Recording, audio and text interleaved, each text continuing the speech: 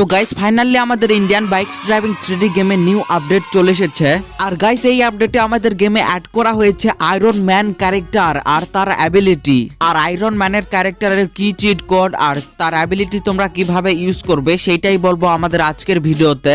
আর ভাই সাব আমাদের Indian bikes driving 3D গেমে কিন্তু নতুন একটা এয়ারপোর্টও অ্যাড করা হয়েছে আর সেইটাকে দেখতে কিন্তু খুবই সুন্দর লাগছে। আর গাইস আমাদের ইন্ডিয়ান বাইকস ড্রাইভিং 3D গেমে কিন্তু নতুন একটা ইমোটও অ্যাড করা হয়েছে, যেমন কি তোমরা দেখতেই পাচ্ছ আমাদের ক্যারেক্টারটা কিন্তু নাচছে। আর শুধু একটা ইমোটই অ্যাড করা হয়নি, আমাদের গেমে 6টা ইমোট অ্যাড করা হয়েছে।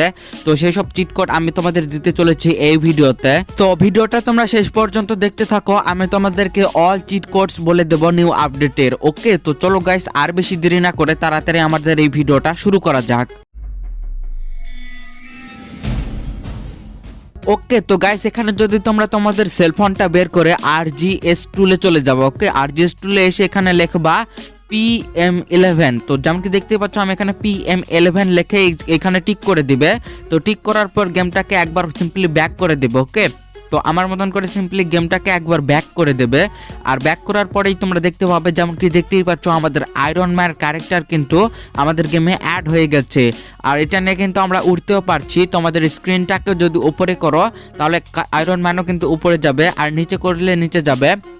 আর এটার হচ্ছে অ্যাবিলিটিটাকে ইউজ করার জন্য তোমাদেরকে হচ্ছে সিম্পলি যেমন কি দেখতে পাচ্ছ এইখানে তোমাদের 5 অপশনে ক্লিক করতে হবে, তাহলেই তোমরা দেখতে পাবে এইটার অ্যাবিলিটি তোমরা ইউজ করতে পারবে। ওকে, আর এভাবে কিন্তু তোমরা যে কোনো গাড়ি এনপিসি আদার্স কাউকে মারতে পারবে। ওকে, আর গাইস এই আয়রন ম্যানের ক্যারেক্টারটা তোমাদের কেমন লাগলো সেটা অবশ্যই কমেন্ট করে জানাও। আর গাইস এখানে যদি তোমরা তোমাদের সেলফোন বের করে একই রকম RGS টুলে এসে লেখো PM0, তাহলে গেমটাকে একবার ব্যাক করলেই তাহলে তোমাদের ক্যারেক্টারটা আবার ফ্র্যাঙ্কলিন হয়ে যাবে। ওকে, আর গাইস আমাদের এই আপডেটে কিন্তু আরেকটা জিনিস গেমের ভেতরে অ্যাড করা হয়েছে, আর সেইটা হচ্ছে নতুন এয়ারপোর্ট।